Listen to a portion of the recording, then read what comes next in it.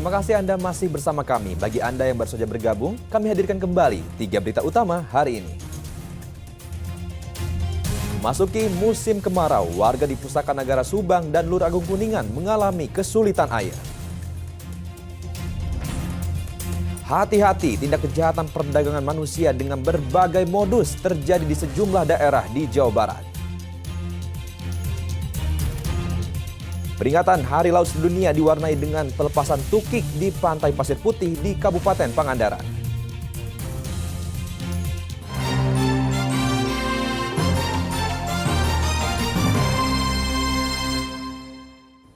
Merasa tertipu iming-iming keuntungan besar arisan lelangan, puluhan korban yang didominasi ibu rumah tangga bersama kuasa hukum melaporkan penyelenggara arisan ke Polres Cianjur Sabtu lalu.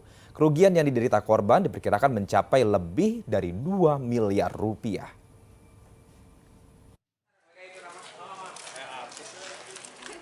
Puluhan korban yang didominasi ibu rumah tangga didampingi kuasa hukum melaporkan Iklima, seorang perempuan yang diduga sebagai penyelenggara arisan bodong ke unit 3 Satreskrim Polres Cianjur Sabtu sore. Rata-rata ibu rumah tangga ini tergiur dengan keuntungan besar dari arisan lelangan yang dilakukan terduga pelaku. Arisan lelangan ini dilakukan terduga pelaku dengan cara menjual arisan di bawah nilai arisan pada umumnya. Para korban yang membeli arisan lelangan ini rata-rata dijanjikan mendapatkan keuntungan 3 juta rupiah. Namun kenyataannya setelah arisan berjalan selama 1 tahun, para korban belum mendapatkan kembali uang dan keuntungan dari arisan lelangan tersebut. Kemarin saya sama PH bertemu, dia suruh mengantarkan rekening koran, saya sudah antarkan, katanya dia nanti dihitung berapa uang saya masuk ke dia, berapa dia masuk uang ke saya, tapi sampai saat ini dia tidak ada kabar lagi setelah itu. Kenapa Teteh percaya begitu saja begitu? Ya karena kan udah lama ya kenal sama dia, jadi ikutannya udah sering gitu, nggak sekarang aja. Cuman sekarang yang tergiurnya itu yang ada arisan lelangan. Tergiurnya itu ya, ada arisan? Iya, yang beli 5 juta jadi 7 juta itu. Jadi tergiur begitu? Tergiur. Bahkan menurut kuasa hukum korban, pihaknya yang menagih dan melakukan mediasi dengan terduga pemilik arisan sempat mendapatkan intimidasi dan ancaman dari pemilik arisan agar para korban tidak menyebarkannya di media sosial. Ya, kita udah 22 orang baru terdata. Ya, selebihnya kita masih menunggu korban-korban. Karena korban ini banyak diintimidasi oleh pelaku. Ya, dengan macam-macam ancaman. Jadi mereka takut. Seperti apa Bang ancamannya? Ya, ancamannya yaitu akan dilaporkan, katanya pencemaran nama baik. Ya. Kalau nama dia tercemar di media sosial, utang gak bakalan dibayar katanya. Tapi ini perkiraan Abang korban masih banyak? Masih banyak. Mereka pada takut. Sebagian anggota arisan melaporkan kasus ini karena korbannya cukup banyak.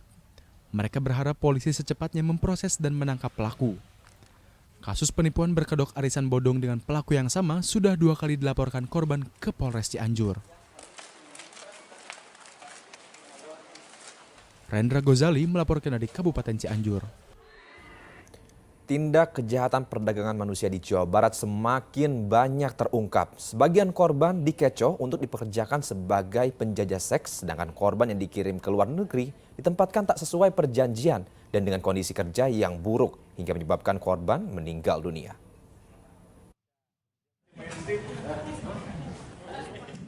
Satreskrim Polres Sukabumi Kota menangkap 6 tersangka kasus perdagangan manusia. Ditangkap dalam 3 kasus yang berbeda, para tersangka ini mengecoh sejumlah perempuan di bawah umur dengan menawarkan mereka kerja di kafe. Total jumlah korban dari ke-6 tersangka berjumlah 8 orang. Awalnya para korban dijanjikan untuk bekerja di sebuah kafe dengan iming-iming upah yang besar. Namun bukannya dipekerjakan di kafe, mereka justru dijual untuk melayani pria hidung belang dan dipekerjakan di panti pijat plus-plus dengan bayaran Rp250.000 hingga Rp600.000. Ajaknya kerja di kafe, Kerja di kafe? Di daerah mana? Di daerah Bekasi. Gajinya berapa, lalu kerjanya seperti apa? Gajinya 500 ribu. Di Karawang, seorang tersangka Musad alias MH ditangkap karena menjadi penyalur pekerja migran Indonesia ke Arab Saudi. Padahal saat ini tengah diberlakukan moratorium pengiriman pekerja migran Indonesia ke negara tersebut. Untuk memuluskan aksinya, tersangka memalsukan sejumlah dokumen seperti mengganti serta memalsukan identitas di KTP dan kartu keluarga korban menjadi lebih tua. agar lolos untuk membuat sidik jari karena korban saat itu masih muda serta mengiming-imingi dengan gaji besar.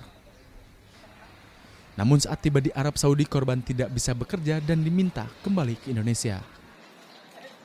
Korban inisialnya DW, 21 tahun, warga Kecamatan Pelita Jaya di Kabupaten Karawang. Kronologisnya atau peran dari pelaku ini yaitu melakukan atau turut serta membantu dalam proses pemberangkatan ke daerah Arab Saudi. Di Cirebon, polisi menangkap 4 tersangka kasus perdagangan manusia. Salah satu korbannya bahkan meninggal dunia di Turki. Korban awalnya dijanjikan untuk bekerja di Polandia. Namun ia malah dibawa ke Turki dan dipekerjakan di pabrik dengan jam kerja tak tentu dan gaji di bawah yang dijanjikan. Sekitar bulan 2021, bulan September. Nah itu langsung sampai Turki ya di sana, langsung akhirnya ada pikiran ingin pulang, sakit karena kerjanya di sana kan kadang kerja kadang enggak. Dan lagi gajinya kan 2 juta di bawah. Itu di sana kan pertama di kardus, terus kedua di masker. Korban yang jatuh sakit akhirnya meninggal dunia di Turki. Gaji dan asuransi korban juga tak pernah diterima oleh keluarga. Korban pun juga akhirnya menyetujui untuk bekerja di Polandia.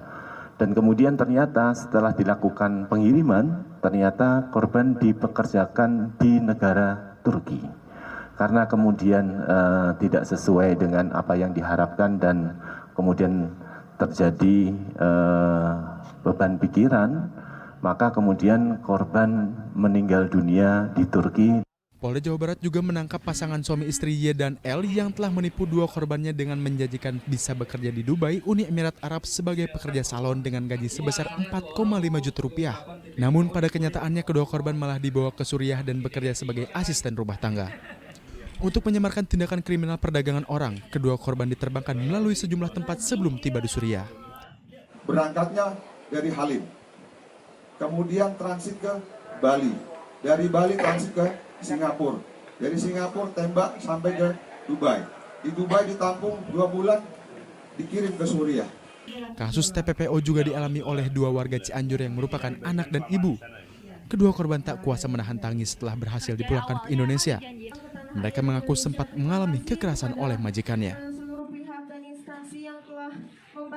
Saya sempat dipisahkan dengan orang tua saya karena kami tadinya kan dijanjikan satu rumah di Dubai, tapi kami malah dilempar ke negara Suriah konflik. Atas perbuatannya, kedua tersangka diancam dijerat pasal 2 ayat 1, pasal 4 dan atau pasal 10 Undang-Undang Nomor 21 Tahun 2007 tentang TPPO dengan hukuman minimal 3 tahun dan maksimal 15 tahun penjara serta denda 600 juta rupiah. Tim Liputan melaporkan.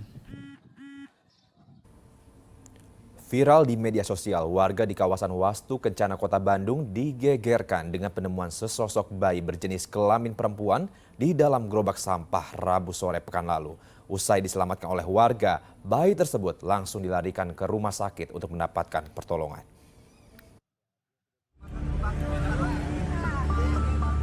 Video amatir warga merekam seorang bayi perempuan yang masih dalam kondisi hidup berada di dalam gerobak sampah di kawasan Jalan Wastu Kencana Kota Bandung. Sekilas bayi tersebut seperti baru beberapa jam saja dilahirkan. Warga yang berada di lokasi kejadian langsung membawa bayi malang tersebut ke rumah sakit. Bayi malang tersebut ditemukan seorang pemulung yang sedang mencari barang bekas di dalam gerobak sampah. Alangkah terkejutnya saat memeriksa gerobak sampah, ia menemukan sesosok bayi mungil terbalut kain. Pemulung yang panik langsung meminta pertolongan warga. Menurut saksi mata, pelaku diduga membuang bayi beberapa menit sebelum ditemukan. Bak sampah, nah ketemunya sama pemulung, ya pemulung nemuin itu ketika itu dibuka mungkin ya ada bayi, bayinya kondisinya masih hidup ya. Hingga saat ini kondisi bayi malang tersebut semakin membaik karena telah ditangani oleh pihak rumah sakit. Saat ini petugas Polrestabes Bandung tengah memburu pelaku yang tega membuang bayi tersebut. Muhammad Rizal melaporkan dari Kota Bandung.